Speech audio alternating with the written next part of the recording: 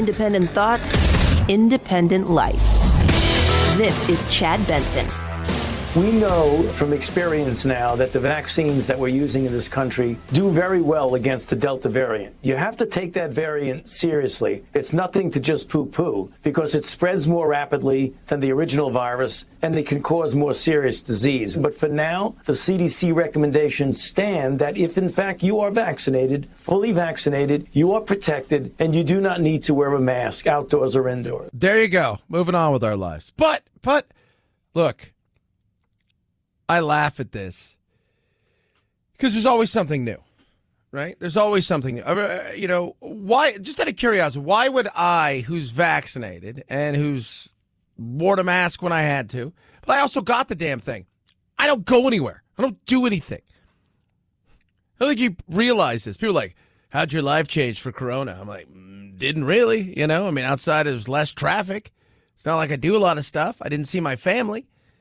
But, that's outside of not seeing movies and going out to dinner every once in a while, it didn't change that much. I worked so much. I worked it out yesterday. I just want you guys to understand this. I worked it out yesterday.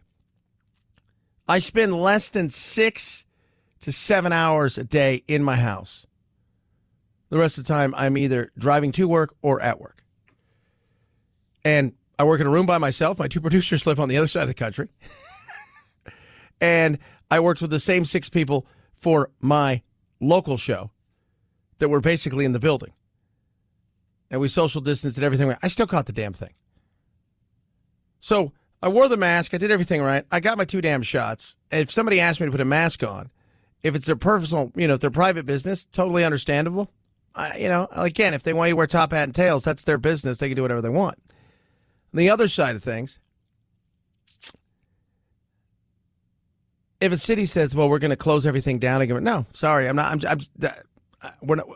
That genie's out of the bottle, and you guys have lost your opportunity. It would have to be something so insane. It would have to be, you could see the virus itself flying around like a drone, and it's got little knives, and it's sticking people, and it's cutting people. It looks like Jason and Michael and Freddy Krueger.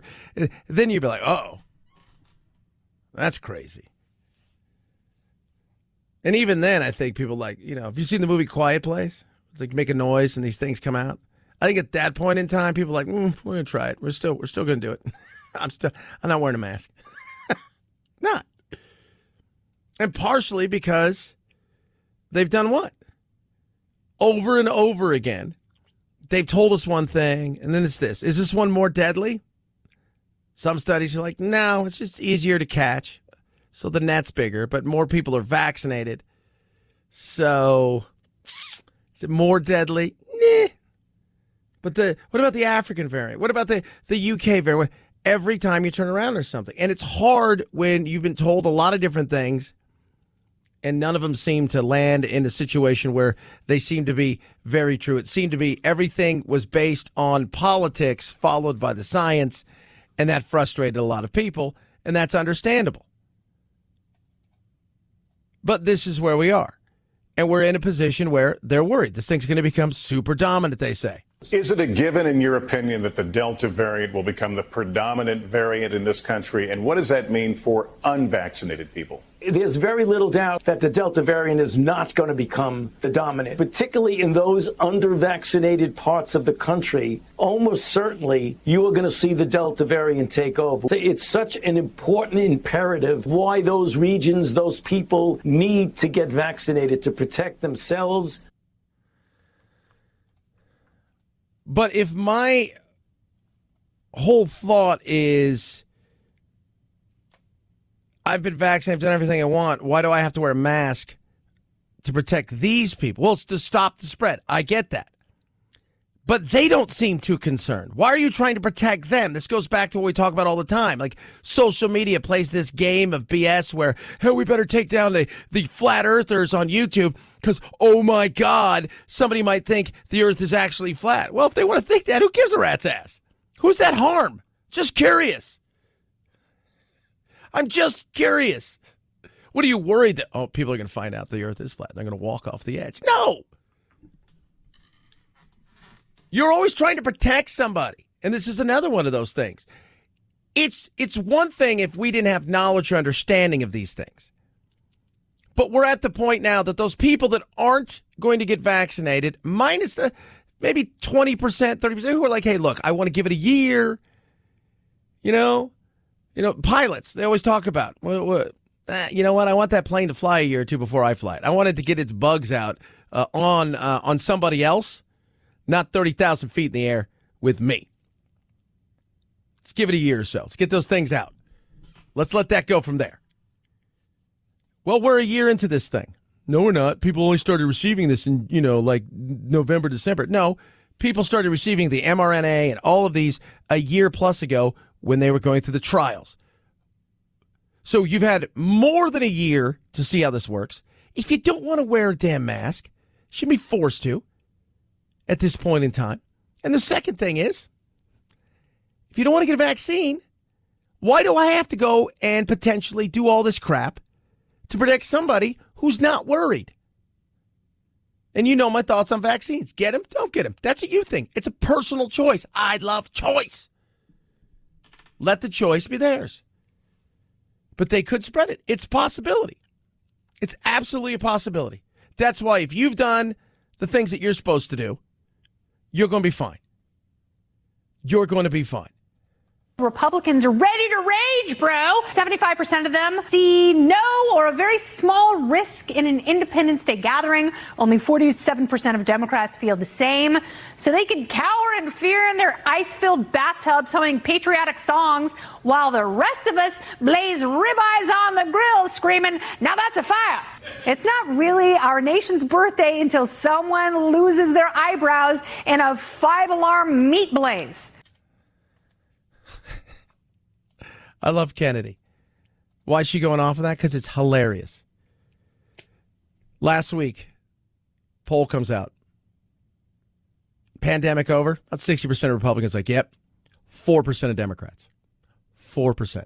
Now, for us, the worst is pretty much behind us. I think we could realize that. We've got the vaccines. Could we see some flare-ups here and there? Absolutely. Is there a chance that we're going to get a variant that is so ferocious? There's always a chance for anything, by the way. There's a chance that next year something escapes from another lab in Kansas or wherever that China says it escaped from, Wuhan, or another place that could be even 10 times worse than this. Or is that chance anyways? But this want to always live in this fear is insane. When you've got 60% saying, well, I think it's kind of over, and the other, no, it's not over for a lot of the world. Like 12% of the world's vaccinated. 12%. 14 if we're lucky. Majority of those are in westernized nations. At the end of the day, we're doing better than anywhere else. No, we're not. No, we are. If you go and look at the Bloomberg Index, they've got a new index on who's doing well. This includes vaccinations, rate of spread, plus how well the economy's done. We went from essentially being one of the worst in the world to number one. And now you've got people going, uh-oh, maybe we should start wearing a mask again. LA County is flirting with the idea of a stern indoor mask recommendation because of Delta variant worries. So if you've been vaxxed with Pfizer or Moderna, you're good. If you've had the virus and you've recovered, you're probably just as good. If you're still skeptical about getting the vaccine, then stay at home and play. You cannot put the toothpaste back in the horse. Give us the actual facts, not the Fauci freeballing, and let us determine our own path forward. Yeah. And that's the way it should be. And often, it's not.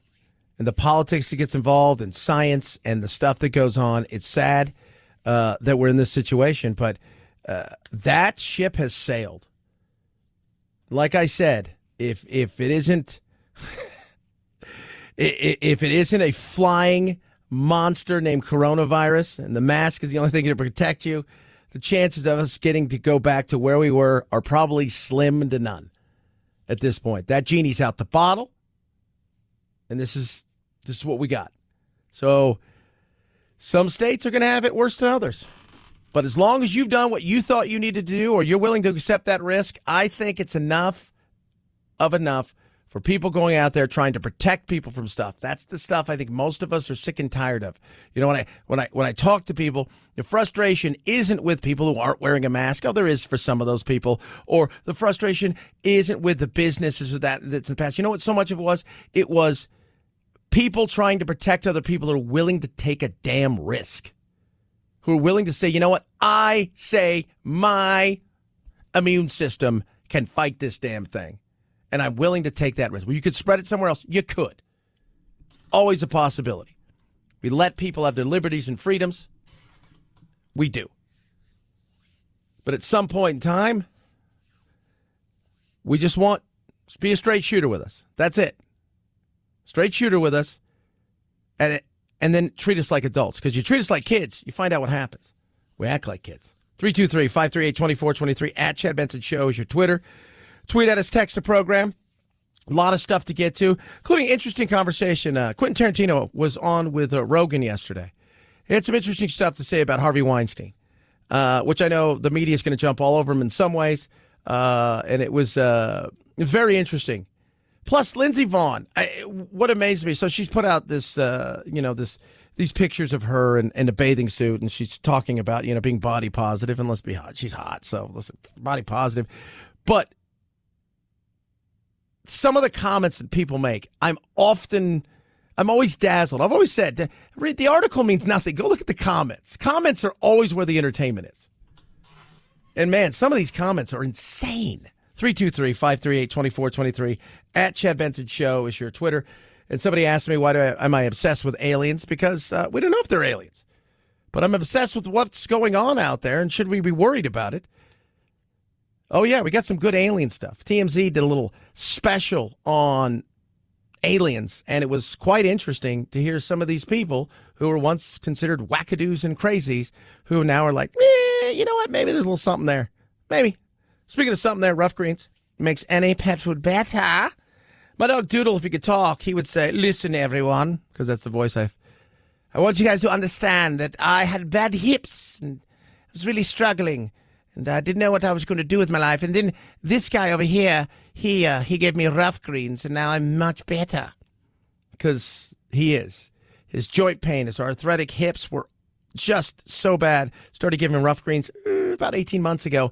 Lo and behold, he's a new dog. Better coat, no more joint pain. It's a supplement, goes on top of your dog's foods, and you can get it for free right now. You pay for shipping, they're going to give you a bag for free. Rough Greens Canine Vitasmart is awesome. It's got all the nutrients your dog's food. It doesn't have, and even if it does have it, because it lives inside of a can or a bag on a shelf for a long time, it's really not living. This brings all that stuff to life, as well as add stuff like probiotics, omega-3, 6, 9, digestive enzymes. You will see a difference. Try it for free. Pay for shipping. ruffgreens.com/Chad. Ruffgreens.com/Chad, or call 833-MY-DOG-77. 833-MY-DOG-77. Rough Greens makes any pet food better. Chad Benson Show.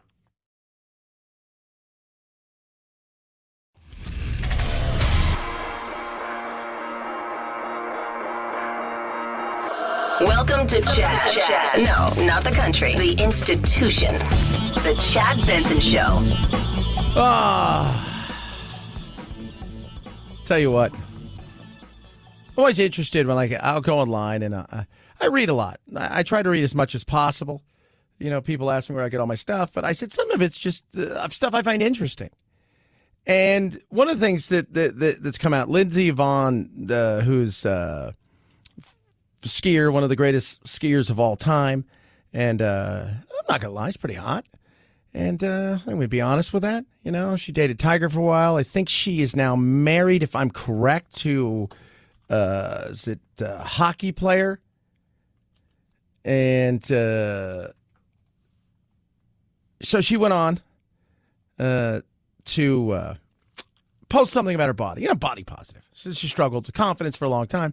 I don't think people realize that. For somebody like that, even when I was super fit, I struggled at times. I was like, man, I'm fit as can be, but I feel like it can happen.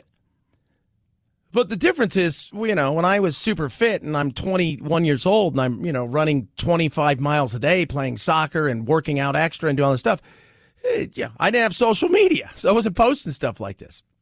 So she posts this stuff on there, talks about all this stuff. But what was interesting is when you go through it,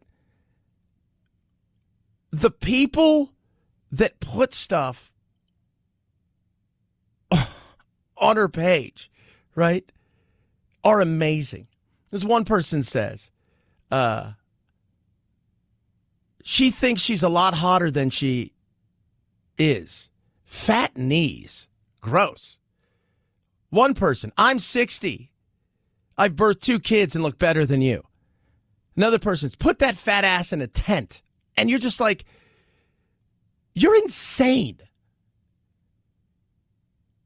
I'm always amazed. But this is social media, right? Like social media is, yesterday is a perfect example. Yesterday I talked about Andy No, and who of course wrote this book, and the guy from the Mumford & Sons, who, banjo player. I think that's all they have is banjo players, because it's the same song like 28 times. So he left because he said something about, the courage of Andy No. And I said, look, something about Andy No.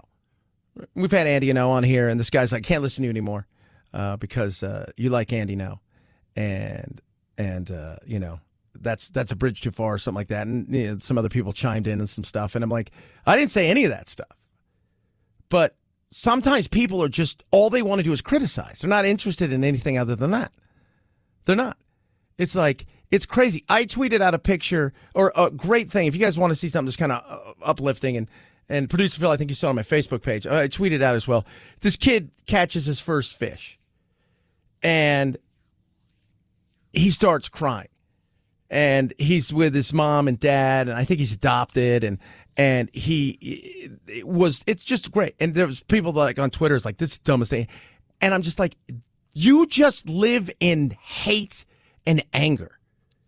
And it's because your life sucks. That's what it is. You're miserable. And it's amazing. I'm always amazed. And people that's all they do all day is they go online and they just troll they don't even troll other people. They just want to insult. They're not even good at trolling. Chad Benson Show.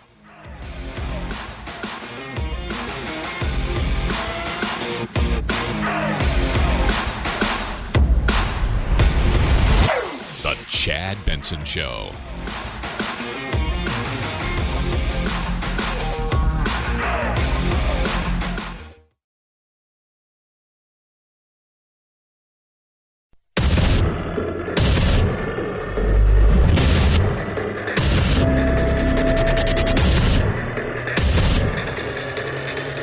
Independent thoughts, independent life.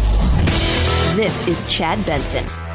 Let's have a vote on this Democrat bill intending to remove Democrat statues. The yeas are 285. The nays are 120.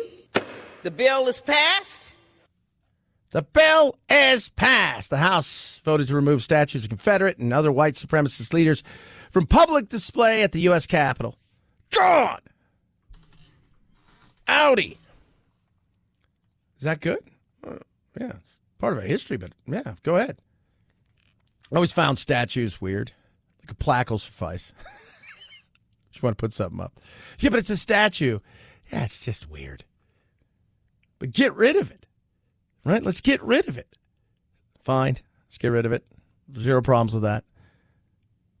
The way that they go about doing some of these things is the issue I think a lot of people have. That's the issue I have, right? It's the issue I have. And let's be real, a lot of them were Democrats. Oh, but it was different because they would be Republicans today and the Republicans would be like that's the switch that always goes on, right? Like, was it in Illinois?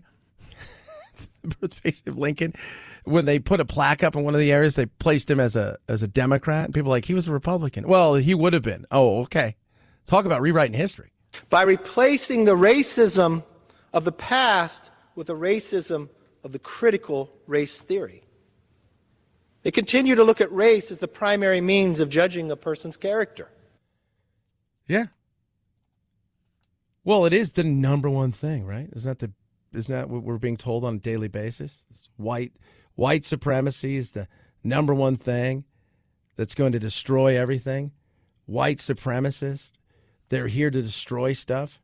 That's all that white supremacists are about. They're everywhere. This you should be these white nationalists are everywhere. You hear all these kind of things. And I sit there like everything, I go, okay, well, where are all of them? Like, show me, like, where's the Klan? Is it everywhere? Because if you had a Klan rally today, how many people are showing up for the Klan? A dozen, if you're lucky? Right? You guys remember did you ever watch Fletch? And he couldn't get anybody. The guy who's trying to do a Klan thing, and they were going to go try to get rid of Fletch, and they couldn't get people to come, and he pretends to be one of them, and he's laughing and stuff, and he's like, oh, he couldn't get anybody to come, and he calls them klookies, like fill-ins. I mean, nobody's showing up. You know how many people are going to show up against them? Hundreds, maybe thousands, as they should. I got zero problems removing some of this stuff. I look at it again. I go back to, we were paying homage to a lot of the stuff that's out there. I'm more of a future guy. I don't want to look back in the past except to find out what we did wrong, and it's what we should do. Also what we did right, but I'm not going to dwell on it because I can't change any of that. So we move on. But this is the battle that goes on, and this is a perfect battle because it's a great opportunity to fight amongst themselves. Trump's gone. So this is the best thing that both sides can do. Critical race theory. Among the Confederate statues in the Capitol that we are addressing today are Jefferson Davis and Alexander Stephens, President and Vice President of the Confederacy. Yeah, get rid of them, right? Get zero problems with that, Nancy. This legislation also removes from the old Supreme Court chamber in the Capitol the bust of Justice Roger Taney, a defender of slavery and the author of the 1857 Dred Scott ruling, one of the most horrific stains on our nation and our court's history. Yeah, get rid of it. Teach it. Get rid of it, move it, put another plaque up next to it, talking about this is the guy that did this, this is where we've come from. Those are the things I got zero problems with. It's the battle that's going on right now that I find to be hilarious. If you're a person that's just sitting there and you could just take things in and go, all right, they're looking for something, right? They're looking for the boogeyman. They're looking for it. The Democrats, the boogeyman is what? It's white nationalism. Because why? Because they're about people of color. No, they're about the votes of people of color. They're not about the people of color. They're not about blacks or Asians and Hispanics. It's about the votes, right? Like that's what it's all about, the votes. Keeping your constituents not so much happy, mostly in the dark, and quiet enough that you can go do your things, but every once in a while you got to stir some up because you're looking for the boogeyman. And it's the boogeyman here. It's the boogeyman. It's the boogeyman. It's the boogeyman. Critical race theory is the boogeyman. It's not so much critical race theory because we should teach stuff. We should absolutely teach stuff that we should be learning about our history. There is nothing wrong with that. There is zero wrong with that. To me, though, it's not about should we teach some of the stuff. It's about who's teaching it. Let me tell you a little bit about the population of my school. 51% of my students are Latinx, and many of them are undocumented, and many more have parents who are undocumented.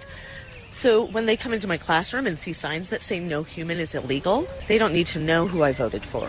I don't need to tell them. When my black students come into my classroom and see my Black Lives Matter posters, I don't need to tell them.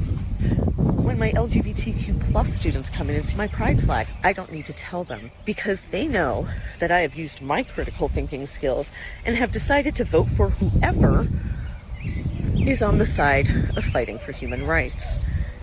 Yeah. There's the issue that I think people have. You've got activists teaching. You're not teaching stuff. You're teaching activism. You're teaching things like that. You're teaching things that, yeah, you know what? The Republicans have every right to sit there and go, as do I. You're not a fan of this country. You like all the stuff the country gives you, but you're not really a fan. You're telling everybody you're an activist over being a teacher and that they shouldn't listen to. So there's the struggle that people have with stuff like this. Let's teach it, but let's teach it all. You know, one of the things they're doing here is they're trying to ban critical race theory. But one of the other things they're doing is they're trying to put inside some of the education bills that you're going to teach everything, including things like communism, fascism, the things that those things have done in the past. Oh, yeah. Why would they do that? Because that's the thing that they're trying to do. The other day, there was a big debate on the floor here. This is a congressperson out here in Arizona who was sitting there listening to everybody talk about the greatest threat is what? It's white nationalism. That's the greatest threat. White nationalism. White people are nationalism. Not political correctness, not the insanity of what some of these people are hoping for out there. And he finally had enough. By the way, he's from Vietnam, decided to speak up a little bit. You know, I just recently heard somebody said that white nationalism, or actually communism is not the enemy, but white nationalism. So let me tell you something about white nationalism. White nationalism didn't drown 250,000 Vietnamese at the South China Sea. The communists did. White nationalism did not execute 86,000 South Vietnamese at the fall of Saigon. Communists did. White nationalism did not put me here. Communism did. So don't take it lightly. Don't mock me. Don't mock what I go through in life. It's rough. I lost most of my cousins, my family members, due to communism. If we don't stand up to teach communism to our children, we'll lose this country. So, sir, don't mock me. Well, we'll see. I'm about teaching it all if we're going to teach it. But when you sit there and you see the battle of critical race theory, it's about money raising more than it is anything else. When the left says, oh, there's nothing in there that's bad. No, again, some of that stuff in there. By the way, the 1619 Project, which so much of this is based upon, has been, even historians have come out and said, she's got so much of this wrong. Some of this stuff is just, it's not real. Teach it all at a time frame that's right. Obviously, you're not going to teach the same thing to an 8-year-old that you would teach to a 7-year-old, but let's talk about everything. And when I've seen so much of this, it's funny, people are like, is this real? Is this even being taught places? It is, and it's taught differently in different places. But as my mom and I have talked about with my little brothers who have gone through this, because I've got adopted little brothers, and they're going through this, it is not teaching the entire platform. It's teaching one thing, and if you listen to it, you're like, well, it's uncomfortable. Of course it's uncomfortable, but it's uncomfortable in such a way that it's divisive, and it talks about nothing else other than all the bad. Not where we've come from, how far we've come, none of that stuff. And when you have activists who are teachers, what do you think is going to happen? Just curious. White nationalism. That's the boogeyman for the left. It's always about the white nationalists. Okay, well, where are they? Well, they're everywhere. Okay, where are they? How many of you know a white nationalist? Honestly. I mean, like a true white nationalist. Like somebody that's out there. Did you see what they did at the camp? Tell me, how many of you know people that are true white nationalists? How many of you know Klansmen? Oh, I don't, Because if you're listening to this show, chances are you probably don't have too many friends you have associated with who are that way. I would have thought you'd either tried to reason with them and or stepped away from that. Just me. 323-538-2423. At Chad Benson Show is your Twitter. Tweet at us. Text the program. Love hearing from all of you. I do. MyPillow. I'll tell you something about MyPillow. I love the fact that pretty much everything's made here in the United States of America. Take away the politics of it all. It's made here, right?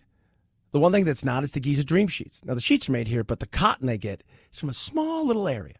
Mediterranean, right there, right, go from the sea, over here to the Sahara Desert, over here to the Nile. Right inside of there, they make long cotton. It makes their sheets amazing. You slide right into them. It feels incredible. Breathable, comfortable, and a night's sleep that is just amazing. It's not just about getting a night's sleep. Sometimes it's about sliding into something and feeling, that feeling. That's what I love about MyPillow.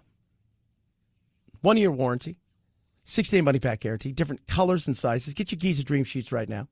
Go to mypillow.com. Promo code is Benson. There's a little radio listener special. Click on that. Use that promo code Benson. I'm telling you guys, you notice the difference, right, in sheets. If you've never had good sheets and then you get good sheets, you're like, I don't know how we slept on anything else. Well, take my word for it. These things are amazing. Try them out for yourself. 6-day money-back guarantee. mypillow.com. Promo code Benson. mypillow.com. Promo code Benson. Chad Benson Show.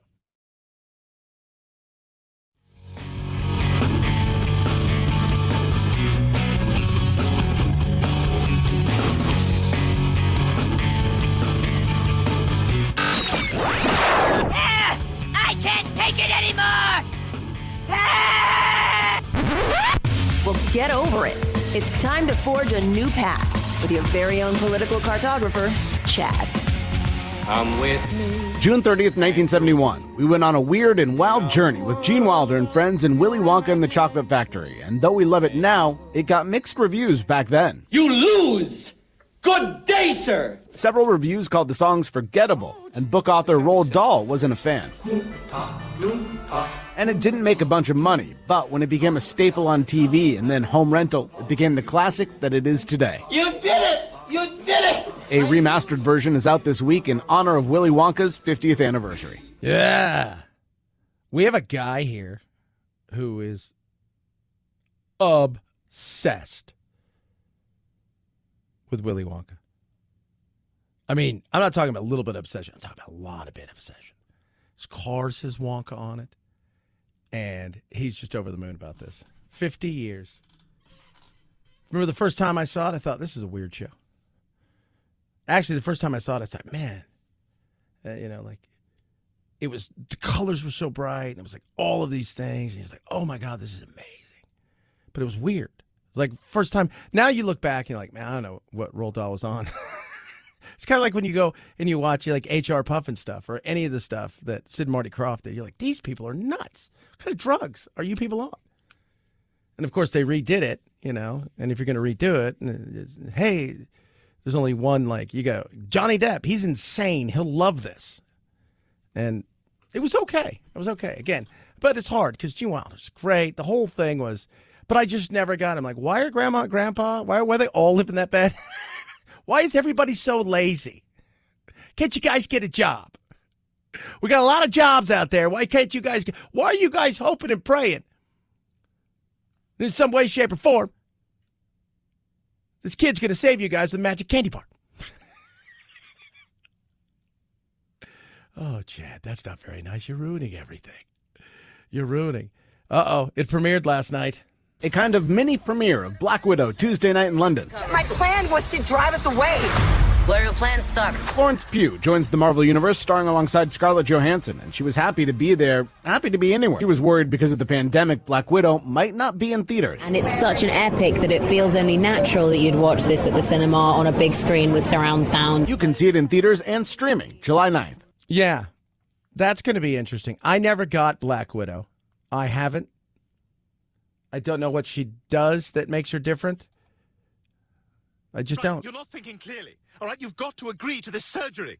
Because right now you're as useless as Black Widow is to the Avengers. So, what's your superpower? Kicking. Oh, right, because none of us can kick. Hey, which one of you guys can kick?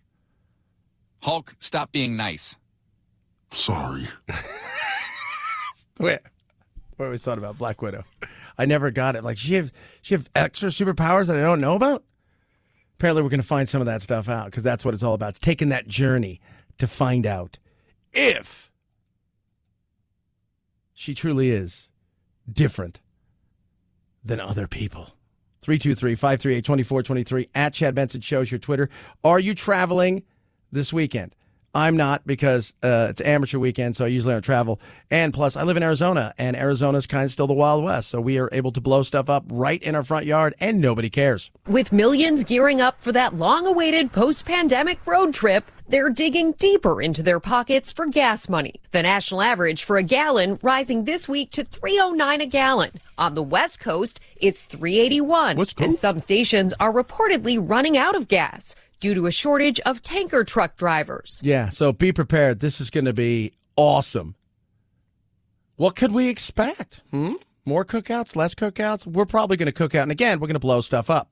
On barges docked in Brooklyn, workers sweat through their T-shirts beneath a sweltering sun to load thousands of mortar shells for the Macy's 4th of July fireworks. About a quarter of Americans plan to watch a professional fireworks display this Independence Day.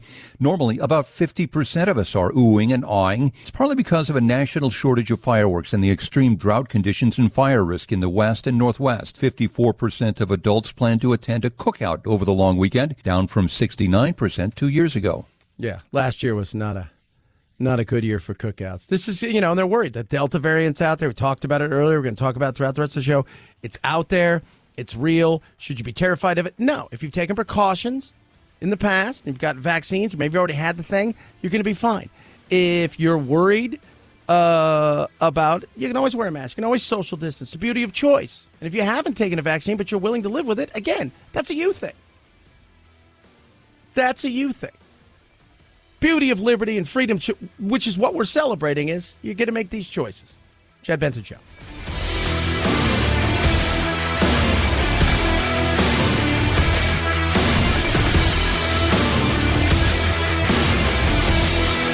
This is the Chad Benson Show.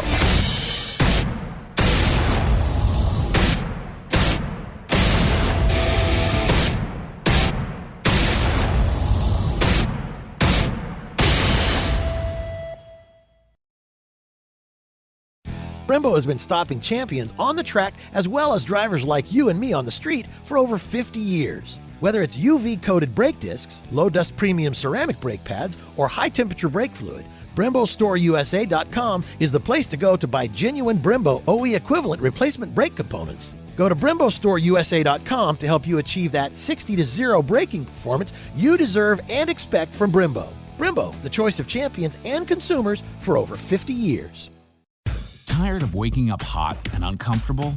Start sleeping cool on the Tempur-Breeze by Tempur-Pedic. It's engineered with a revolutionary cooling system that pulls excess heat away from your body to help you sleep deeper all night and wake up more refreshed every morning.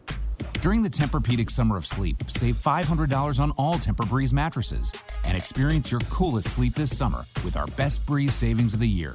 Learn more at TempurPedic.com.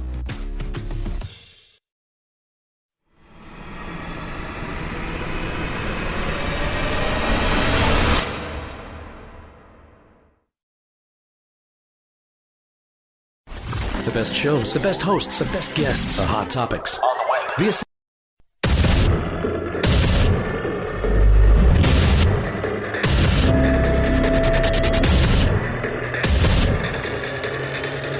Independent thoughts, independent life.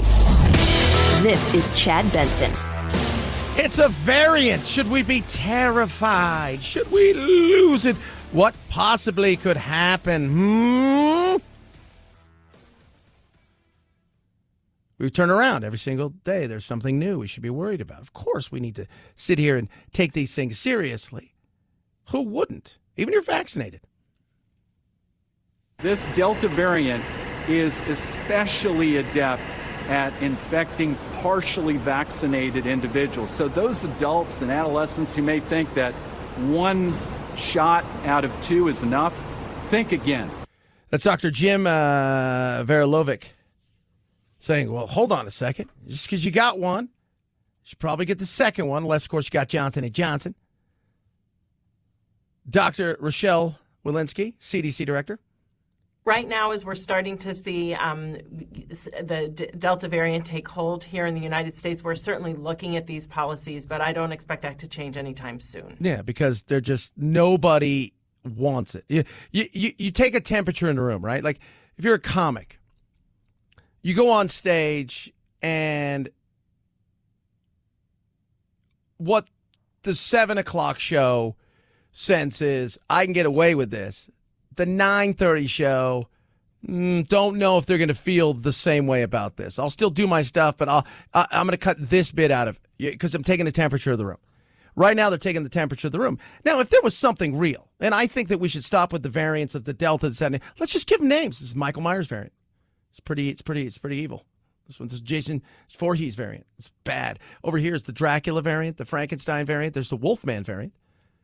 right? Let's not forget Freddy Krueger. Let's just give them names like that.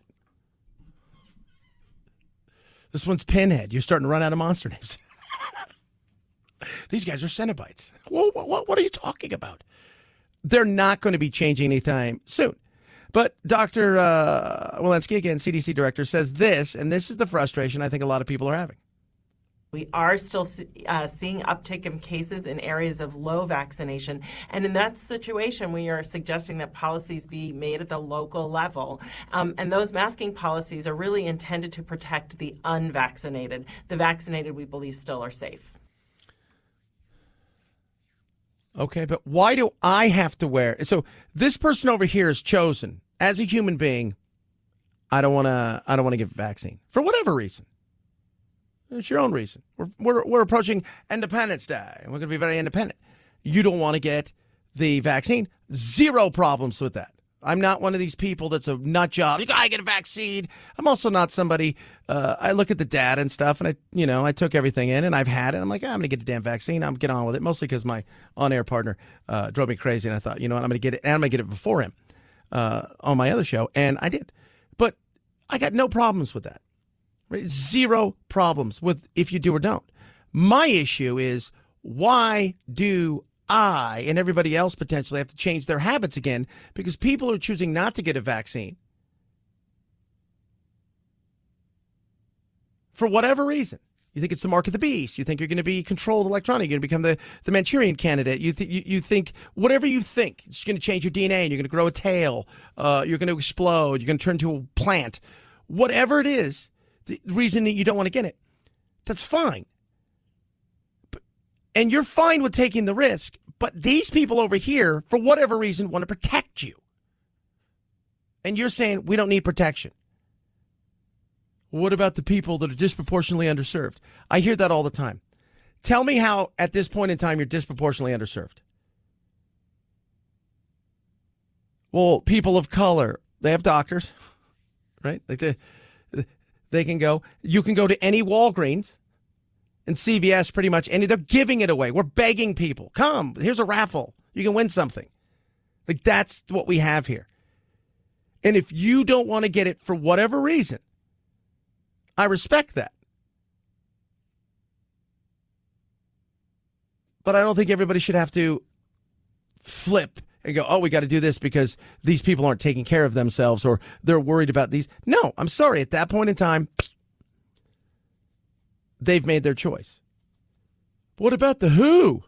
Many countries around the world are continuing to see surges in the absence of vaccination. So the context in which the WHO is making the recommendations is very different than us here in the United States, where we're really lucky to have 3 very effective vaccines and about 2/3 of the adult population now fully vaccinated. Yeah. And it's the World Health Organization, and as useless as they've been, they're dealing with other things because they got to take care of that stuff. That's what they have to do.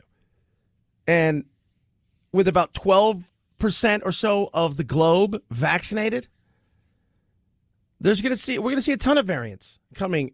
There's going to be changes all the time because we're not getting everybody vaccinated. It's going to take a long time.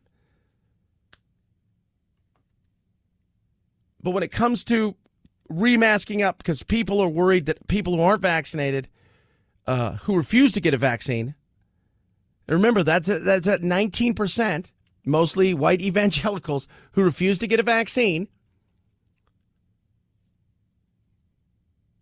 Why are we doing everything we can to undo us and we're starting to get back to normal so we can protect people who already feel like they're totally fine and they have nothing to worry about? Goes back to the always trying to protect somebody from something. I was driving this morning and I was listening to a podcast. My church I go to, Sun Valley, cool church, love it. And they had this lady on, and she was talking about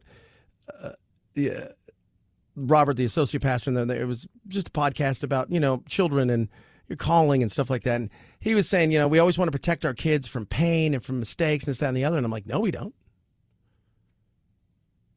I want my kids to understand that there's pain in life. I want my kids to understand that there's choices you make. I want them. Now, granted, there's some of you that's like, don't do crack is one of those things where you're like, hey, crack is whack. Don't do that. That's something where but you're going to have to let them stumble and fall, and you're going to have to let people on their own, and you want to you protect people to a certain extent, and you give them the information at a certain extent, but then you allow them to make their own decisions, right? And we don't do that anymore. We don't. Now it's like social media is out there, and they're, oh, yeah, we can't let people know that people think the earth is flat. I'm like, why? When I was a kid, people thought that. You know, we can't let people know, this over here about, we can't have people talking about the audit on YouTube because, it's been proven untrue. Well, why can't they talk about it? That's why. Why is asking a question? Because we're always trying to protect who? Whom, who, they, them, that. Who are we trying to protect? I'm curious. Like if a meme or a conversation is going to sway you in such a way that you're like, oh my God, I didn't even know about that. And then I saw this thing on YouTube about the audit. You wouldn't do your own homework? Well, that's not my fault. It's not your fault. Why are you trying to shield us from stuff? It's the same thing here. Why? For people who don't want to get vaccinated, and who probably wouldn't want to wear a mask anyways, do we have to do everything? Well, that's the way we have to do it because it helps us all. No, it seems like it just pisses everybody off. And it's frustrating. But the bigger picture isn't about the damn mask. It's about we're always trying to protect. And it's one thing to protect people who cannot protect themselves, right? People who are struggling mentally, the young, the vulnerable who just can't get it's another thing to protect the average person who can do all of the things that but choose not to. Who believe everything they read at the places they go without challenging themselves. So because of that, we can't see any other discourse or discussion about something. Why are we always trying to protect? That's the frustrating part. Stop protecting us from everything. Allow our mental immunity to work as well as people to make choices with their own immune system. 323-538-2423 at Chad Benson Show is your Twitter. Tweet at us. It is the 4th of July weekend. Very excited about that because we got a few days off. For those of you not keeping score, we are going to be off Friday and Monday to celebrate said holiday with burgers and stuff, but beware. In a new bulletin obtained by ABC News, the Department of Homeland Security warns extremists may seek to exploit ceasing COVID-19 restrictions. Mass gatherings resume across the country July 4th weekend, and the bulletin said there could be attacks with little or no warning. Stress from the pandemic and a fraught political climate contribute to what one Homeland Security official called a perfect storm for violence, despite the absence of a specific threat. The bulletin said white supremacists are sharing links to a discussion about targeting mass gatherings, critical infrastructure, and police. They're coming. They're coming. They're coming. Who are they? I have no idea. That was not like probably white nationalists because they're everywhere. Hey, I can't even go outside. It's like raining them. Chad, you're just being a jerk. No, it goes back to the boogeyman, right? Like every day there's probably a bulletin like that. Every day there's a bulletin. I think we'd all be surprised of the stuff that passes by all the time from Homeland Security and everywhere else. Be a look on for this, that, and the other. But this is one of those things because it makes a great story. It does. It makes a great story. White nationalists are bad and evil in a time when we're talking about race all the time and we're trying to divide each other more and more and the media is looking for some talk. It's a great story to tell. How real is it? Well, I guess we can look at the numbers. Well, Chad, you do.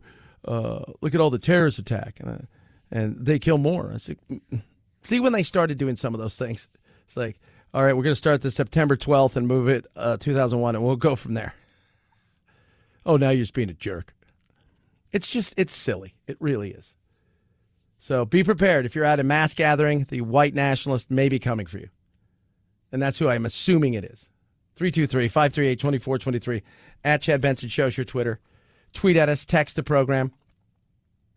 Love hearing from you. MyPillow. They make the Giza Dream Sheets, mate. The Giza Dream Sheets. They're amazing, the Giza Dream Sheets. When you slide into your Giza Dream Sheets, you will feel the softness, the cotton. It's called long staple cotton. It's grown in a region between the Sahara Desert, the Mediterranean Sea, and the Nile River. It's ultra soft and breathable. It's awesome. It is. You ever stayed at a hotel and you go in and they're like, these sheets suck. Yeah. Not these. These are like one of those things where you're like, ooh. You go into a really nice hotel and you're like, oh, these are amazing. Yeah, that's what these are. So, 2-for-1 opportunity. Buy one set, get another set free. Available different colors and sizes. Machine washable. World's best cotton. 60-day money-back guarantee. 1-year limited warranty. Visit MyPillow.com. Use the promo code Benson at checkout. Or call 800-983-4975. 800-983-4975. Free shipping. 6-day money-back guarantee. You're buying one set, getting another set free. Go to MyPillow.com. Use the promo code Benson for the Giza Dream Sheets. Chad Benson Show.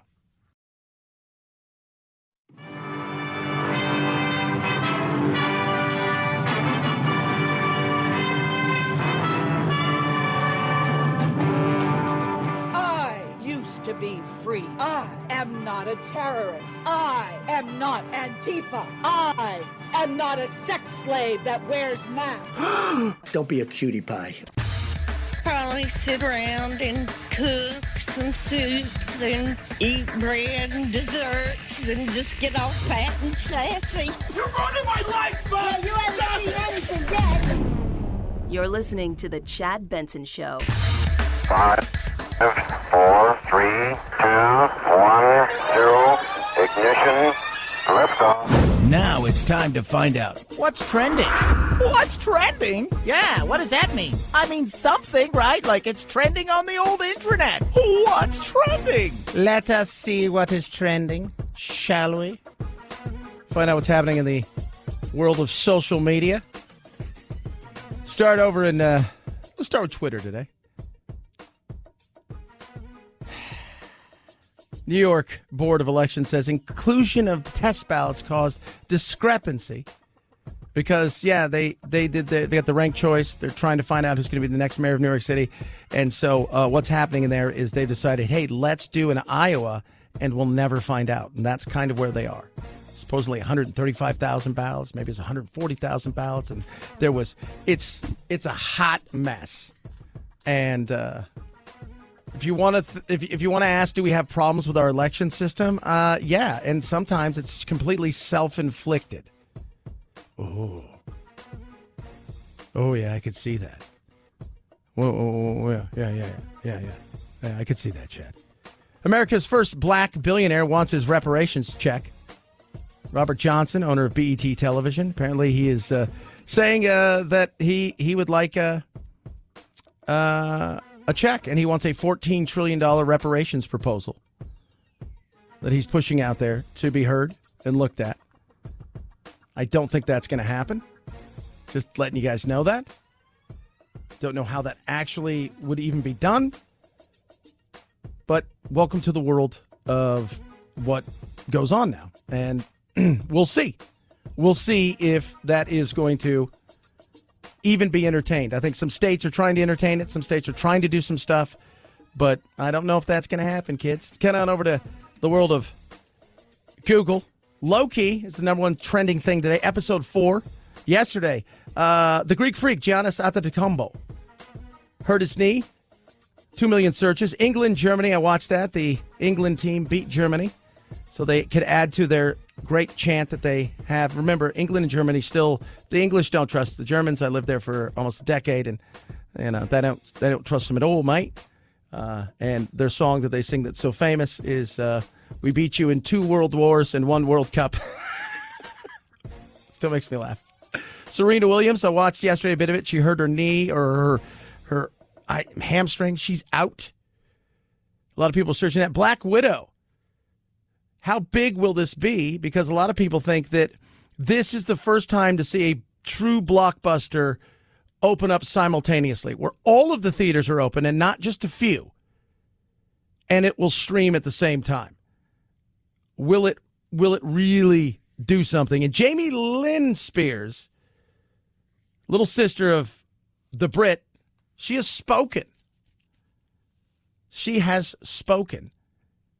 And we're going to touch on what she said about conservatorship and the whole 9 yards. Plus, Clifford the Big Red Dog. I saw a headline today say the scariest movie of the year. And it's got a bit of a Cats element to it. Let's just put it that way. Chad Benson Show.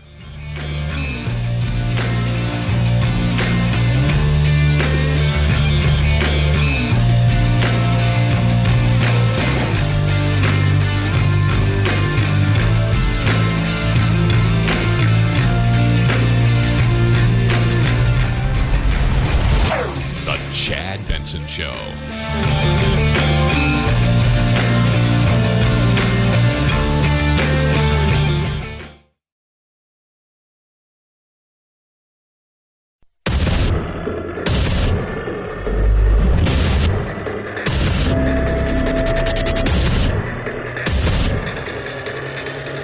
Independent thoughts, independent life. This is Chad Benson. Each of the statues in question represents a known racist who was a Democrat from the past. And the majority party is anxious to erase their discriminatory history from the Capitol with this action. Yeah, yep, they got rid of Confederate statues, which that's totally fine, as they should. Again, I find statues to be a weird thing, but whatever. Getting rid of them. Get him out of here. Great. Nancy Pelosi, she wants them all removed. Zero problems with any of these things. Are they erasing history? Like this is what happens, right? You gotta stand up and it's why I'm not a politician, because I'd stand up and go, are we really wasting our time with this crap? Like there's nothing else we could do. There's nothing else we could do. We couldn't fix our issues at the border. Like there's no way that's off the table. We couldn't take on dealing with the exploding price of health care. We couldn't talk about fixing the trade issues we have with a place like China, where we're allowing them to essentially steal all of our intellectual property. And I mean, we can't talk about rising crime and how we modernize the police forces, therefore giving them a better relationship and protection. And, and giving the people in communities a better feel of what's going on? No. Let's get rid of these things. Okay. Because that's what we needed. Like, there's nothing else you guys need to do. Not a thing. Monuments to men or people who advocated cruelty and barbarism to achieve such a plainly racist end are a grotesque affront to those ideals. They are homage to hate, not heritage. They must be removed. Chad, race is a big issue. Race is an issue because it's a moneymaker. If you have human beings, you're going to have biases, in some case, blatant racism. That's never going to change.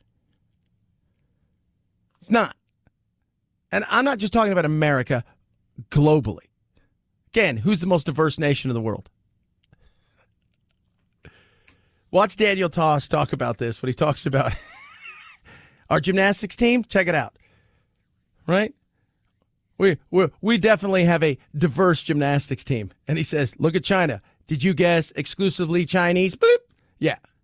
Always will be. Always has been.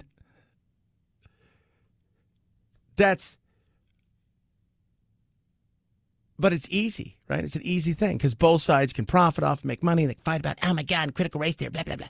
It's a bunch of crap. It is. Sure, we should talk about stuff.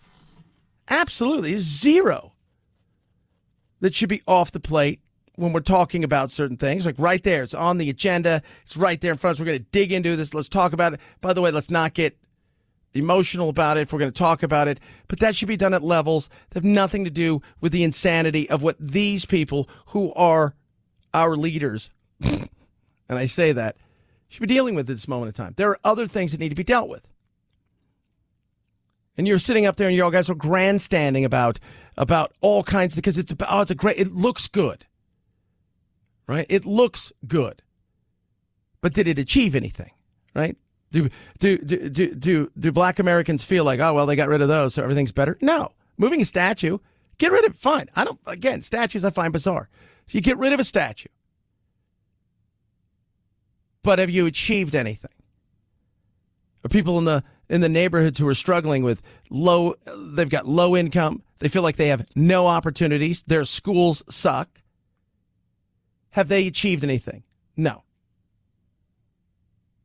That's the frustration that people should feel.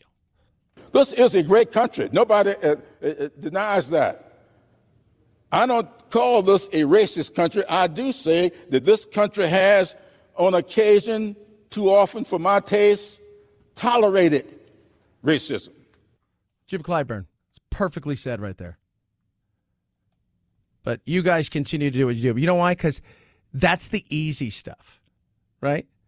It's like you want to start a diet, you want to lose, 30 or 40 pounds. So what do? You go out, you buy all the food, you get the gym membership, you got all of the stuff. You tell everybody, this is what I'm going to do. Here's the hard stuff. Eating the food and going to the gym. Removing a statue, it's easy.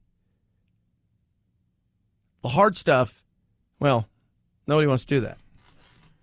323-538-2423 at Chad Benson Show is your Twitter.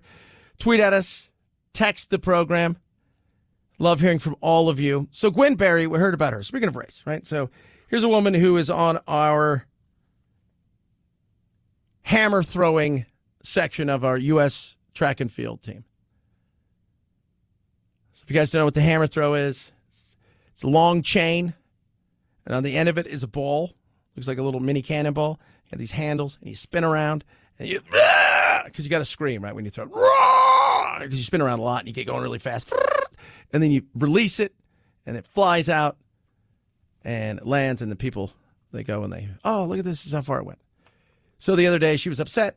She's at the trials, of which she was qualified for her second Olympics.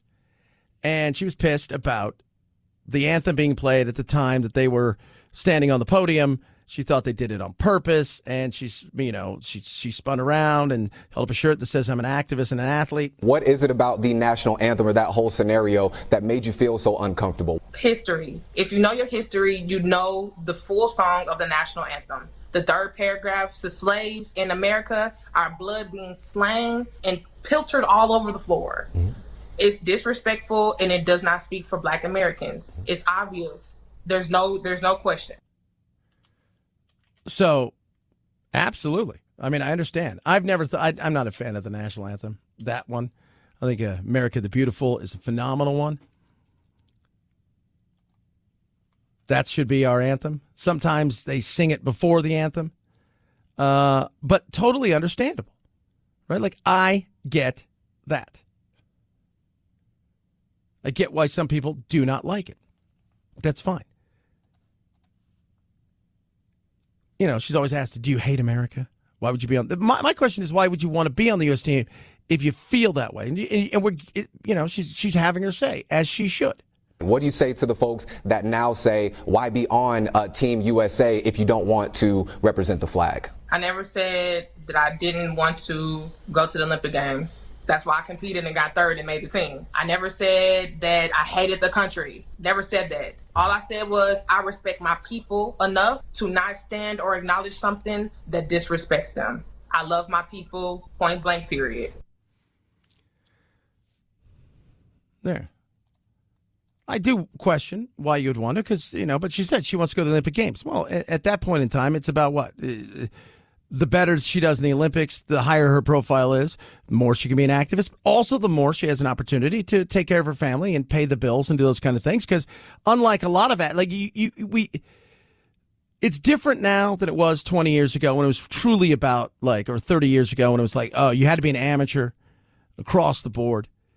And it was very nitpicky. It's not like that now. They're at the point where it's like, look, you make money. Back in a certain time, where you would have some athletes in high profile sports and have to worry about a lot. But for a lot of these athletes in semi-obscure sports, they have to have other jobs. They do all kinds of things. She is at a point where she wants to make some money and cash in on it. I got no problems with that. But you are using the United States of America, the platform for the Olympic team. You said you didn't hate the country. You didn't like the anthem. So if we change the anthem, which for me, again, I think America's Beautiful is an amazing one. I think there's other ones. And the other thing is, too, is the national anthem, right? Star Spangled Banner is hard to sing. It doesn't roll off your tongue. It doesn't. It's tough. It is. Not the first person that's come out and said that. Even some white people have said, that third verse, you can look at some stuff, but you are going to represent the country. Now, she got suspended for 12 months because of her protest in the Pan Am Games. And the IOC has, I think it's called like Rule 50 or Section 50, which is you can show none of this stuff. There is no, you go back and you look at, Smith Carlos holding up their fist. They were sent home. The IOC wants none of this. And my thing is you can't blame America if you do something there and they send you home. But you are going to represent the country. You are. Do you love the country? Do you hate the country? This is one of those times when you represent the country. If you watch any of the soccer over the last couple of days,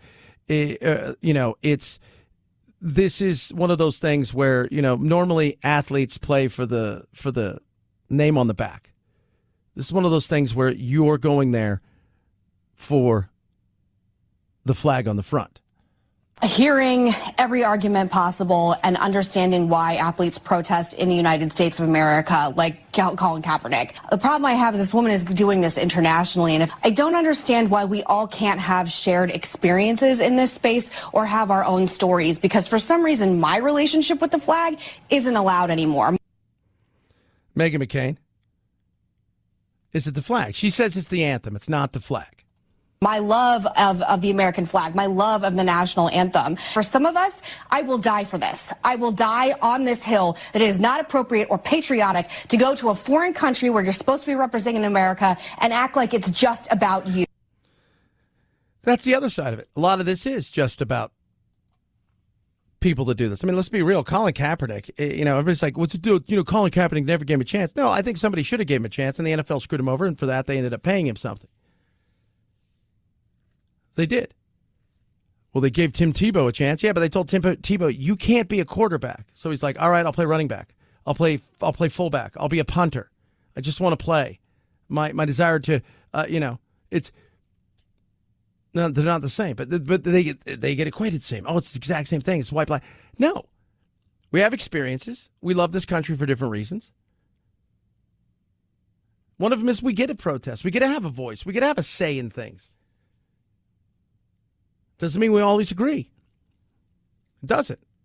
It does not mean we always agree. But in saying all of that, I do wonder why you would want to represent a country that you don't. If you're a big protester and you really don't want to represent us. And I say that too a lot. I look at our basketball team that's going there, and we're down to like guys you've never even heard of. It's like, who's not in the playoffs and wants to play?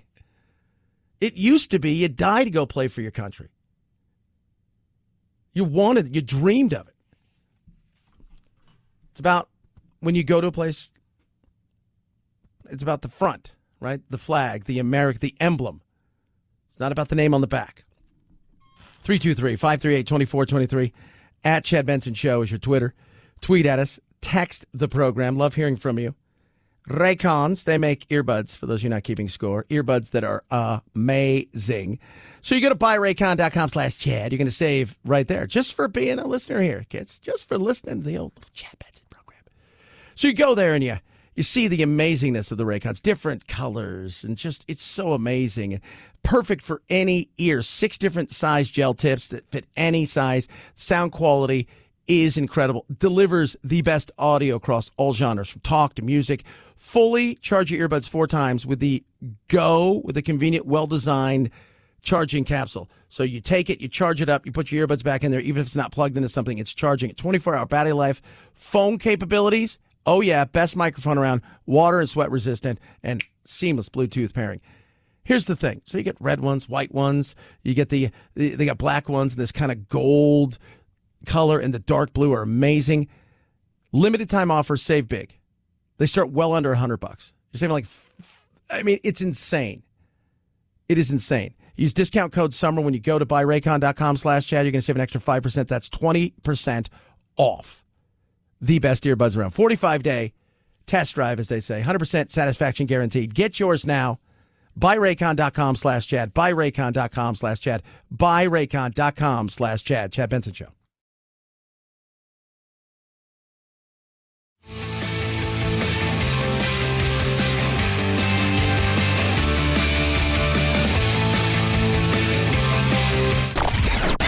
I'm so tired. I'm exhausted.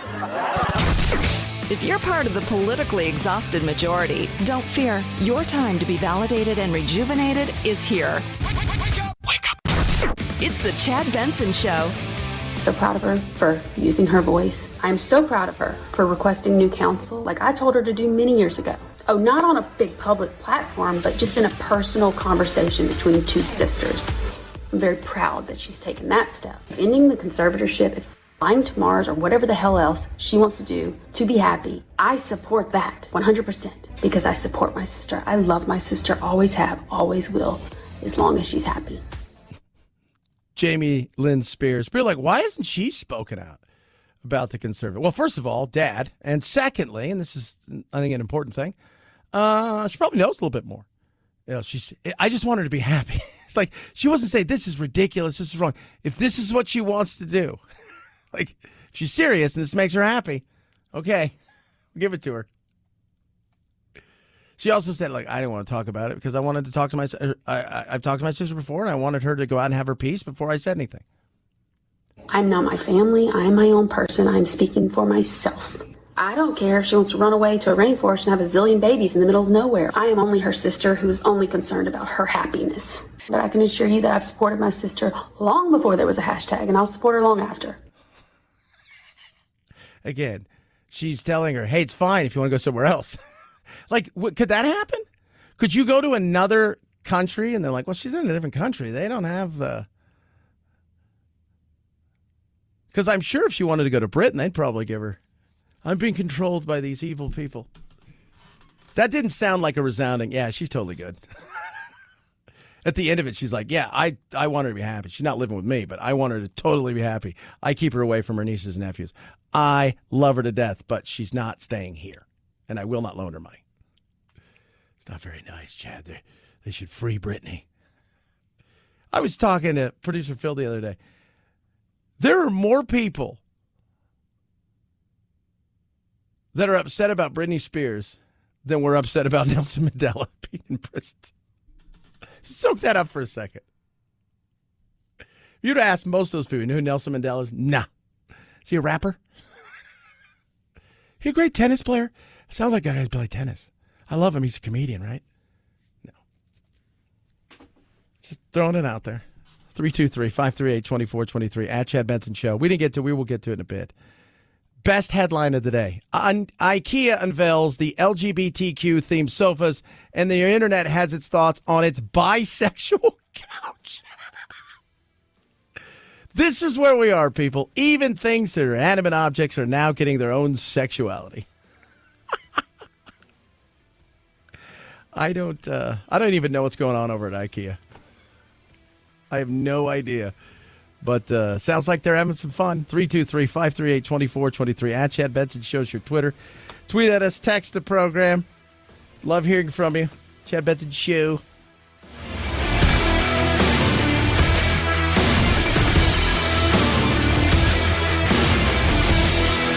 This is the Chad Benson Show.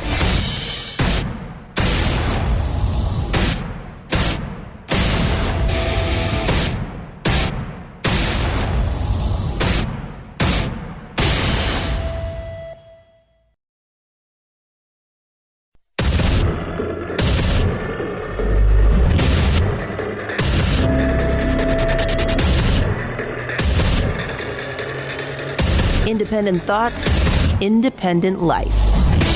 This is Chad Benson. We know from experience now that the vaccines that we're using in this country do very well against the Delta variant. You have to take that variant seriously. It's nothing to just poo-poo because it spreads more rapidly than the original virus and it can cause more serious disease. But for now, the CDC recommendations stand that if in fact you are vaccinated, fully vaccinated, you are protected and you do not need to wear a mask outdoors or indoors. That's all I need to know. That's it. Thank you, Dr. Fauci. I appreciate that. So no mask, indoors, outdoors, if you're fully vaccinated. Hey, guess what? If you're not vaccinated, you don't want to wear a mask, knock yourself out if you understand the risk. I've yet to find somebody who doesn't have an opinion about the coronavirus or doesn't understand the potential of the risk, or at least have their own opinion in the sense that they feel there is no risk. I have yet to find that person. What do you mean there's a virus go around? I've never heard of it. It's called the coronavirus. What to do? That person doesn't exist. Like maybe like in parts of the Appalachians where the coronavirus is like, I'm not going up there. Those people are weird. Like outside of that, no. People have their opinions. They've got their beliefs. So I don't want to wear a mask. Last year, there was no vaccine. I wore a mask. People asked me to, and I respected them enough that it was fine. I still caught the damn thing, and I don't do anything. Outside of not seeing a movie or eating out in a restaurant where I sat down and somebody's like, can I take your order? Yes, I'd like some warm water. I didn't do really anything changed. I don't see a lot of people. I didn't do a lot of things. Do my shopping. I had the family now go shopping. I didn't visit I didn't do anything. Didn't visit my family. I came in. I work my show that I do it with my producers who live. One's in California. There's out near in Arlington, Virginia. Far away. We don't see each other. Talk, but don't see each other. I do my local show here. We have 5 or 6 people. We went from like 90 people in the office down to about 10, and those 10, we did everything right.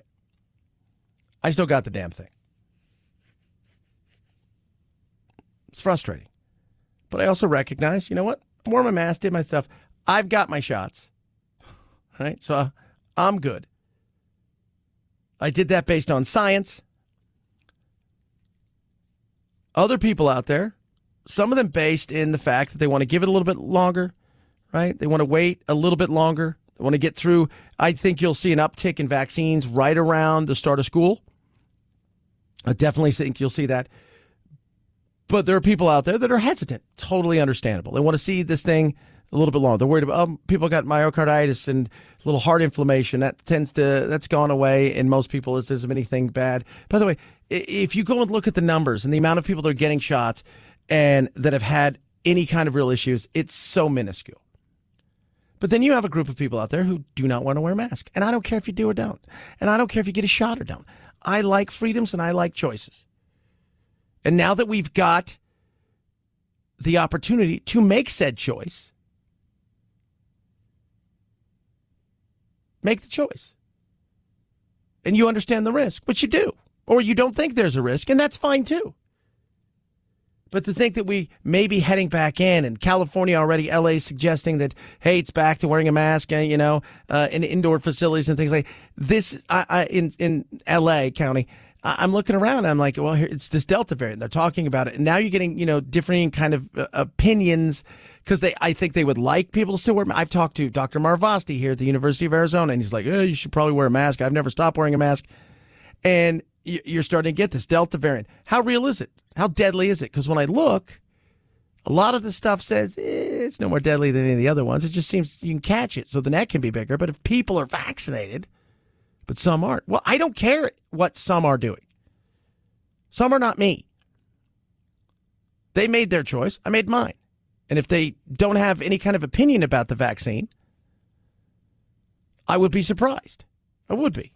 Is it a given, in your opinion, that the Delta variant will become the predominant variant in this country? And what does that mean for unvaccinated people? There's very little doubt that the Delta variant is not going to become the dominant, particularly in those under-vaccinated parts of the country. Almost certainly, you are going to see the Delta variant take over. It's such an important imperative why those regions, those people need to get vaccinated to protect themselves. Yeah. There you go. Well, they're not protected, so they should get protected. That's what it's about, protecting them. Why? That's my question. Why? Why do we have to protect the people who feel that they're fine? Like Google's got a new thing now. Well, it'll alert you if something's fake news or they deem it to. Why? Why do you have to do that? Now, I understand if it's something violent, if it's something sexual, and you don't want children to see it, or you're trying to warn people, look, there's something behind here that it may disturb you. That is a different thing, right? Like, that's a different thing. Like, rated R. We get it. Because we're always trying to protect people who are making up their own minds. And I don't know why everybody else has to suffer at times and that everybody else has to change because you feel the need to protect people who, quite frankly, are fine. We are still seeing uptick in cases in areas of low vaccination. And in that situation, we are suggesting that policies be made at the local level. And those masking policies are really intended to protect the unvaccinated. The vaccinated, we believe, still are safe. There you go. Well, Chad, I'm just being honest with you. How many of you really want to wear a mask again? Probably none. What was the thing that people wanted to do more than anything else? Take the damn mask off. Part of that's psychological. But my frustration is continuing to come because I'm starting to see it. I'm starting to see it in bits in little places.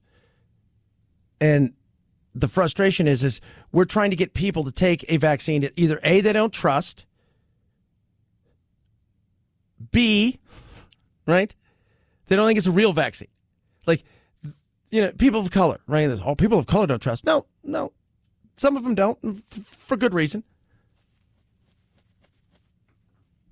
Well, they're disproportionately underserved in this. No, there's enough vaccine. You could take it to the community today, and I don't think people are jumping at taking it. There's a distrust there. And it's funny, the distrust is different for, people of color. Black Americans. Tuskegee. They look at, they've heard, they don't trust. Totally understandable.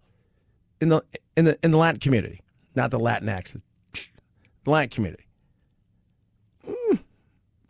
Men in particular heard stories that you're gonna go and you're gonna become impotent and sterile. Then you've got the white evangelicals think it's the mark of the beast. It's like it's always something. You're not gonna get some of those people to take this.